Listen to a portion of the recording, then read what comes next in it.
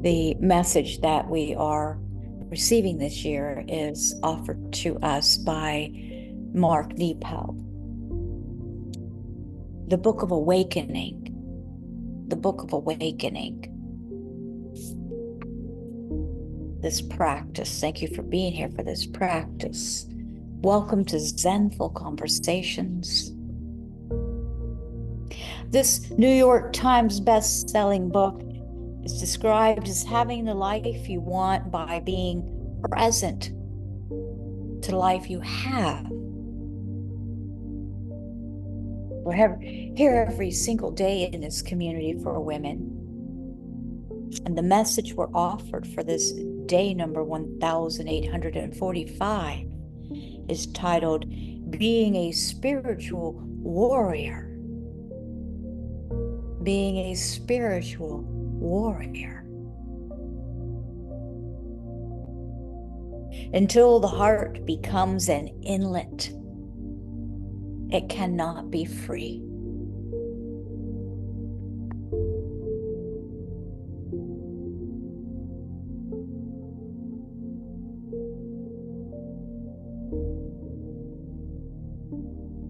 It is true.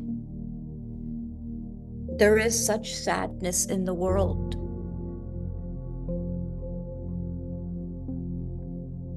But there is a difference between feeling the pain of things breaking, ending, or drifting apart, and the sharper pain that comes from measuring the inevitable events of life against some ideal of how we imagine things are supposed to be. In receiving hardships this way, life is always a falling off. Life is hard enough without viewing all our pain as evidence of some basic insufficiency we must endure.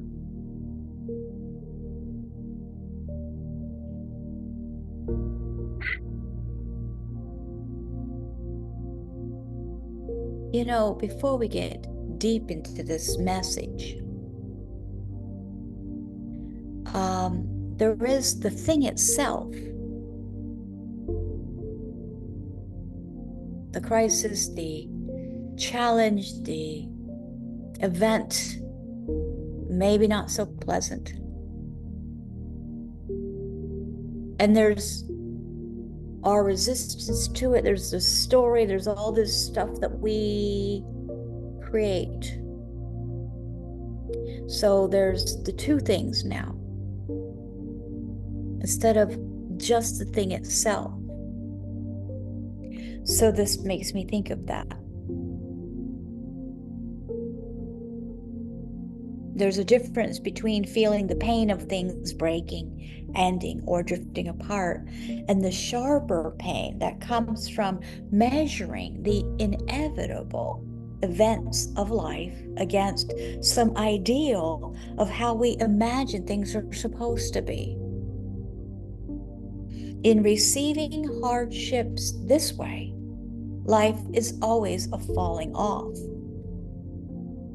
Life is hard enough without viewing all of our pain as evidence of some basic insufficiency that we must endure. There is a beautiful Tibetan myth that helps us to accept our sadness as a threshold to all that is life-changing and lasting. This myth affirms that all spiritual warriors have a broken heart. Alas, must have a broken heart. Because it is only through the break that the wonder and mysteries of life can enter us.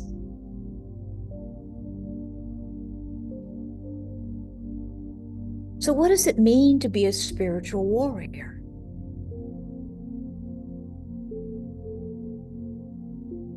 What does it mean to be a spiritual warrior? It's far from being a soldier,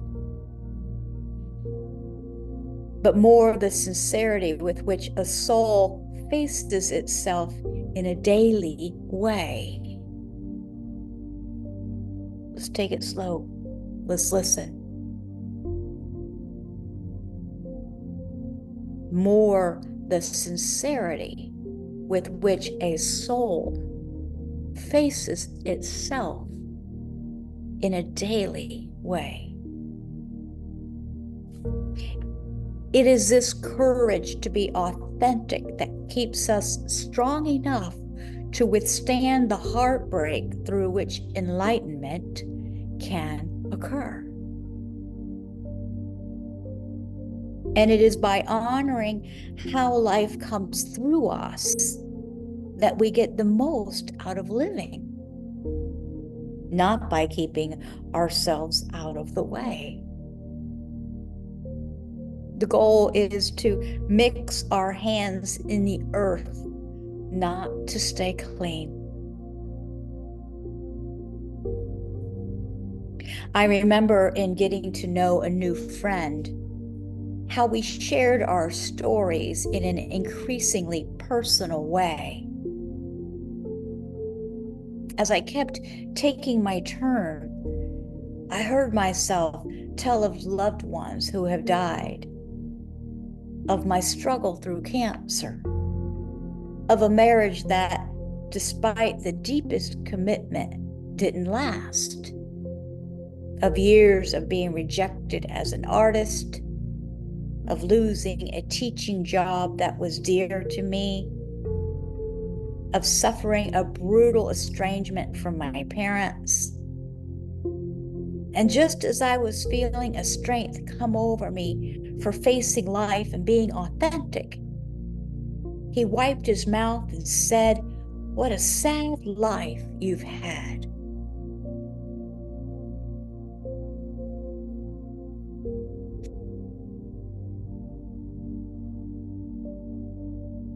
Let's pause. Let's breathe with that.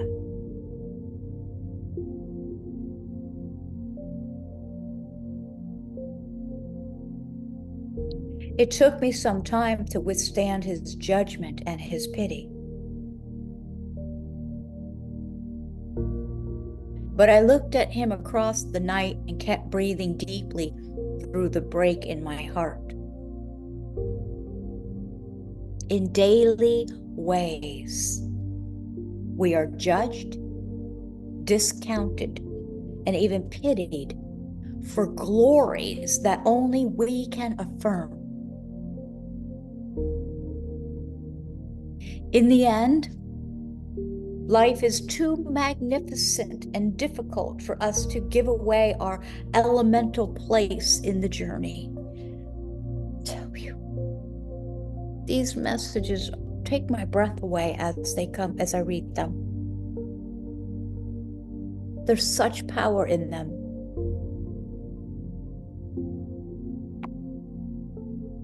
Do you hear what he's saying? Do we? Do we hear what he's saying?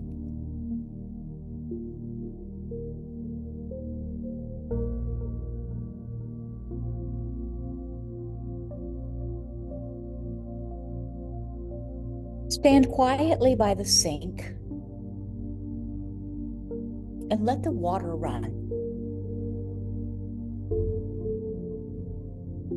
Close your eyes and meditate on how life, like the water you hear,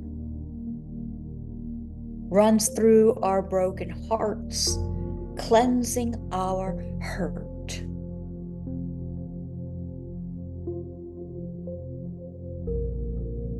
Breathe deeply and feel the mystery wash through the break in your heart.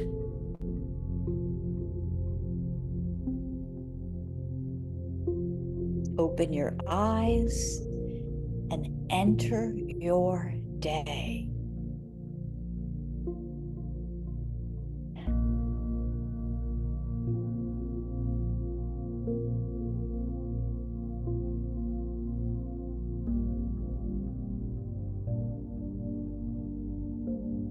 I find that one of the more interesting parts of everything is nobody really experiences the same thing that I experience, right? Each of our experience is different, even if it's the same thing we're doing. And I find it very interesting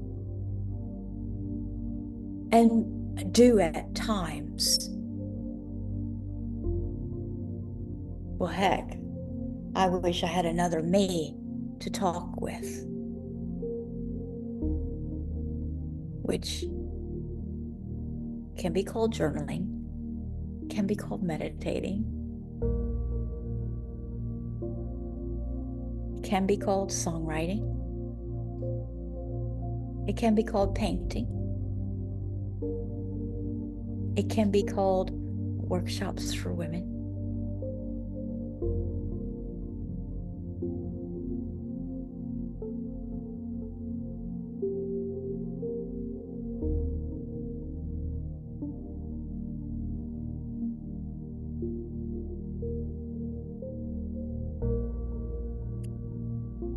Glories that only we can affirm. And this power, this powerful mystery that is permitted to enter us,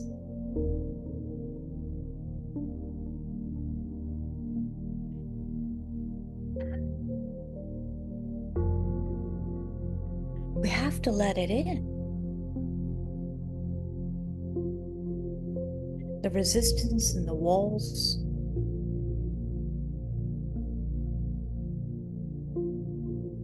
in daily ways, we are judged, discounted, and even pitied for the glories that only we can affirm.